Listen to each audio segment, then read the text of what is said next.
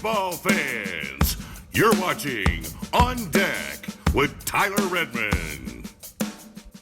Welcome into On Deck, as always. Thank you so much for checking out the channel. Really do appreciate it. While you're here, do me a favor, like the video, subscribe to the channel, and hit the bell for notifications so that you can stay up to date with everything going on here at On Deck and, of course, with your Atlanta Braves. So let's talk about what I think would be one of the most sought-after assets at the trade deadline, that being relievers. And the trade deadline is quickly approaching August 1st. It's July 10th today. It's coming up quick. Not much more baseball to be played before the deadline. So I think we have a good sample size of the season to understand where teams are going and who will be buyers and sellers at the deadline. So how do you narrow down the search? Because you can find a deal for a reliever anywhere, right? Like if you ask somebody, what do you think the Braves could do at the trade deadline? What do you think the Angels are going to do at the trade deadline? What do you think anybody's going to do at the trade deadline? There's a million different ways to go about it, right? I think your best bet in predicting is starting out with narrowing down the search. So how do you do that? Well, what I did is I went and found the best ERA among relievers, top 20 for both the National League and the American League. So starting out with the National League, of course, topped out with Josh Hader all the way down to Caleb Ferguson at 259. There's a lot of guys here that are solid relievers. Not all closers, but they are solid relievers for the American League. Starting out with Felix Bautista all the way down to Kevin Kelly. Now, the key thing here is that not all of these guys are available. In fact, most of them aren't available in terms of are they going to be traded this season? No. But some of them may be. And you have to start out with narrowing down the search. So we're going to narrow this down further, starting out with, well, if the season ended today. If you look at the postseason bracket, that would be if the season ended today, this is what you would have. So you have 12 teams here. Those 12 teams are off the board. So from the graphics you just looked at, the top 20 ERA, you go ahead and scratch out any of the guys that are on these teams. If you have an idea for a trade, if it's a solid reliever and they're on these teams, it's not going to happen. Go ahead and scratch it off the books. Reason being, if these teams are going to be in the postseason, and projected right now, this is what you would have. If they're going to be in the postseason, they're not going to trade relievers because once they get there, that's what they're going to need. Not most necessarily, but they're going to need them. They're not going to want to get rid of them. These teams, if they're going to be trading, it's probably 4 relievers, right? The Braves are trading 4 relievers. Miami would be trading 4 relievers, ideally. They're not going to be trading away what's got them to this point. Now, what does that do for the graphics? Well, looking at the National League, it pretty much cleans house. You have 7 guys left in total from Josh Hader, David Bednar, Daniel Bard, David Robertson, Brooks Raley, Adbert Alzolay, and Steven Wilson. In the American League, you only have 4. You have Carlos Estevez from the Angels, Tyler Holton from the Tigers, Jason Foley from the Tigers, and Joan Duran from the Twins. So it immediately narrows down the search when you look at who's actually potentially going to be in the postseason. But just because these guys are projected does not mean they're the only teams that are still in the hunt. There's a few that are still there. The Yankees, for example, are only 1 game out of the wild card. The Red Sox, only 2 games out of the wild card. The Brewers and the Phillies are both only a half game out of the wild card. So it's not just these teams. There's more that are still competing and could be buyers at the deadline rather than sellers. So that's something to consider. But there are plenty of teams that aren't necessarily out of it, but they have to look at what they got and realize where they are and kind of smell the roses and maximize their assets. What do I mean by maximize assets? Well, for example, if I have a reliever that's signed to the end of this year, but I'm 8 games back from the wild card, I probably need to look around and go, okay, well, I can trade this reliever to a contender and get prospects back or get what's going to benefit me in the future beyond 2023. So that's what maximizing assets is. So there are those teams. And from the Cubs to the Mets to the Pirates to the Mariners to the Angels, maybe even the Twins, there are those teams that are 5 games back and further from the wild card. With the expanded postseason, there's less teams that are out of it. It used to be a lot more teams that you could look at, right? Because if you didn't win your division, you're out of it. Now, with the expanded postseason, with the balanced schedule, it's a little bit different. There's less teams to go with, but they are still out there. So let's take a look at the 11 guys that we got. Josh Hader, David Bednar, Daniel Bard, David Robertson, Brooks Raley, Adbert Alzolay, Steven Wilson, Carlos Estevez, Tyler Holton, Jason Foley, and Joan Duran. Now, just because these guys are on teams that aren't necessarily contenders does not mean they're going to be traded. That is not what that means. But it is just another way to narrow down. How do you narrow it down further? Well, let's look at their contracts. Let's look at when they're free agents. Josh Hader, for example, free agent right after this season. But then you go down the list and you see Joan Duran, and he's a free agent in 2028. Tyler Holton with the Tigers is a free agent in 2029. Those guys are likely not going to be traded. It would take a lot for them to be traded, in theory. And I don't know that it's necessarily worth trading them and having them on the team for a very long time. Plus, they're going to be there for the team's future. So it's not exactly maximizing assets to trade them. It's better to keep them in the file cabinet for the future. Joan Duran, for example, we all know who that guy is. He throws over 100 miles an hour easy. He could very well be something that the Twins hold for the future.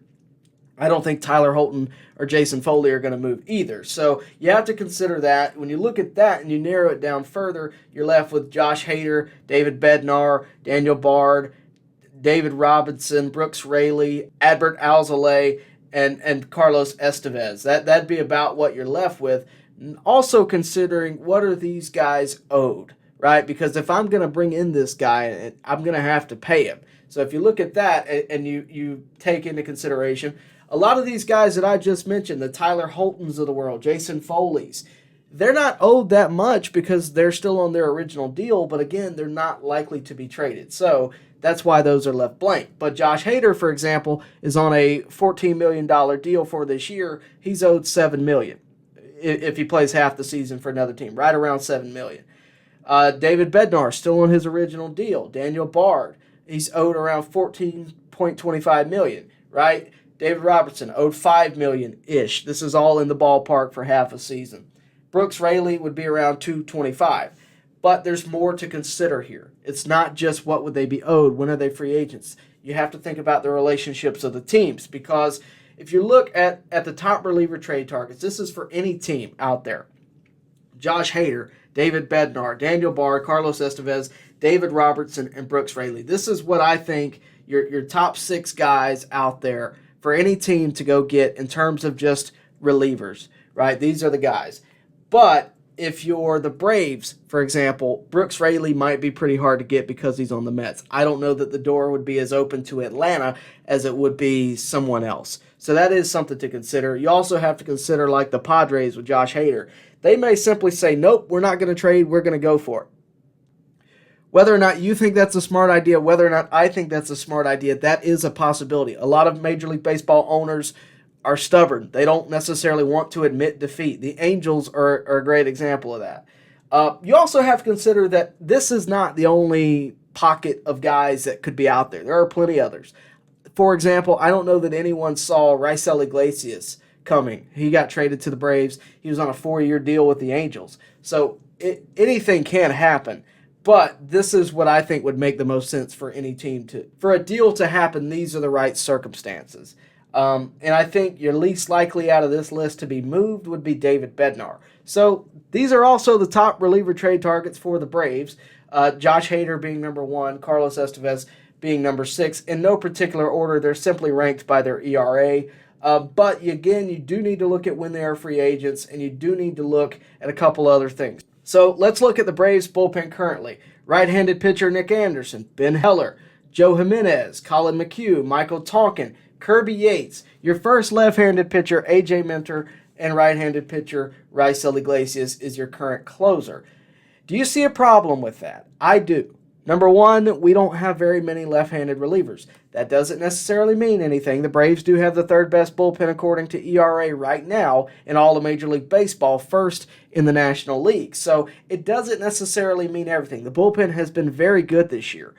But you're also, once you get to the playoffs, what happens? That, I think, is the issue. Because when you look at the Braves, there's not a lot to improve. If you have the best bullpen in baseball, not a ton to improve there. when you look at the offense, they're on a historic pace. They have the most homers from anybody in the first half of the season with 168, I believe. I think that's where they sat.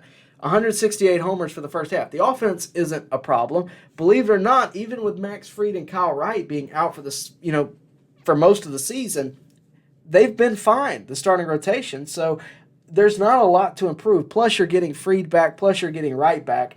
There's not a ton to improve. And to be honest with you, if the Braves didn't do anything at the deadline, I would be okay with that. But I do think if there's one area to improve, it's your bullpen. And that's simply because of the eye test. It's not because of the stats. Because I told you, the ERA, is the third best in baseball, right? You can't get much better. But I definitely think if you got to the postseason, you're in a 7-game series, you're in back-to-back 7-game series, whatever the case may be, and your bullpen is pushed to the limit, that's where I think things get froggy. And I think with the trade deadline being what it is, it's the last chance to really make any improvements.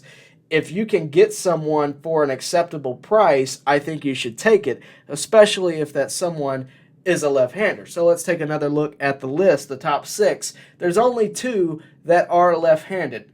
Number 1 being Josh Hader. Number 6, Brooks Raley. Now, the reason I put this up here is to show you, yes, David Bednar is great. Daniel Bard is great. Carlos Estevez, phenomenal. David Robertson, great. But there's only 2 left-handers, according to what we just looked at, that are in the top 20 in either league, really the top 40 in terms of ERA all across Major League Baseball. So what I'm telling you is, if you're looking for a closer, which the Braves do have a closer, Raisel Iglesias has been great, but you can get better quickly if you sign Josh Hader. Now, a lot of you are going to say, oh man, Tyler's just saying this. No, I think the best move that the Braves can make at the trade deadline this season is Josh Hader. Most of the time, I'm the one saying, no, they're not going to do this when a deal is thrown at me, because it's just not the way the Braves operate. I think they may surprise some people this year. Josh Hader is by far the best one available. He'd be owed right around $7 million, and he's a free agent at the end of the year. It'd be a rental, and I don't think it would cost as much as you might think. And it might ruffle some feathers, what I'm about to say. If the Padres were willing to trade Josh Hader for Vaughn Grissom, I would take it. I would absolutely take it in a heartbeat. You'd immediately improve your bullpen. You'd have probably by far not only the best team in baseball, the best bullpen in baseball, and I think you would drastically improve your team. And I think that's what it's going to take if you're actually looking for an improvement. If they got Brooks Raley, I would be excited. But I think it's going to be harder to land Brooks Raley, believe it or not, than I think it would be to land Josh Hader. Brooks Raley is currently on the Mets. He's signed through 2025. I don't think he's going to be easy to obtain. And you're going to have to pay him one way or the other either. And a lot of people are going to say, well, you're going to have to pay Josh Hader for $7 million for the half of the season, right? But if it ends in either a good postseason run or a World Series championship, I think you go for it. And Josh Hader's probably looking around San Diego wondering when they're going to compete, because San Diego, again, is currently sitting 6 games back out of the wild card. So this is how this works. I would have told you I would have liked to have seen Aroldis Chapman a couple of weeks ago, but he got obtained by the Rangers from the Royals. So relievers are going to start moving soon. And it just would not surprise me if Alex Anthopoulos is on the phone trying to land Josh Hader. All-Star Week is here. You may see someone traded before it's out. I think Josh Hader to the Braves would be a great move. I think Josh Hader is going to be moved anyway. If the Padres are smart, I think Josh Hader will be moved because he's not going to do anything for you if you don't trade him. So just think about that. I think they'd be smart to trade him. Does that mean they will? No. Does that mean he'll go to the Braves? Not necessarily. But I think that is the move that I will hang my hat on right now and say that I think very well could happen. And if I'm the Braves, I want this move to happen. If I'm the Padres, I just want a good return. If Vaughn Grissom isn't enough, then, you throw in a couple of pitching prospects, because the Braves' time is now. I think we're all aware the Braves are the best team in baseball at the moment. If they're going to compete this year, there's nothing wrong with adding on to it. So we'll follow it. I'm hoping that's the case. But as always, thank you for watching. Please do me a favor, like the video, and of course, also subscribe to the channel, hit the bell for notifications so that you can stay up to date with everything we have going on here at On Deck, whether it be live broadcasts, videos just like this, interviews with your favorite players, whatever the case may be. Make sure to subscribe to the channel. Of course, hit the bell for notifications. Also, comment down below your idea for a trade. If it's not a reliever, I'll be glad to look at it just as well. So please do comment that below, and I will respond to them. But as always, thank you for watching. We'll see you next time right here at On Deck. Baseball fans, make sure you like and share this video and subscribe to this channel. As always, thank you for your support.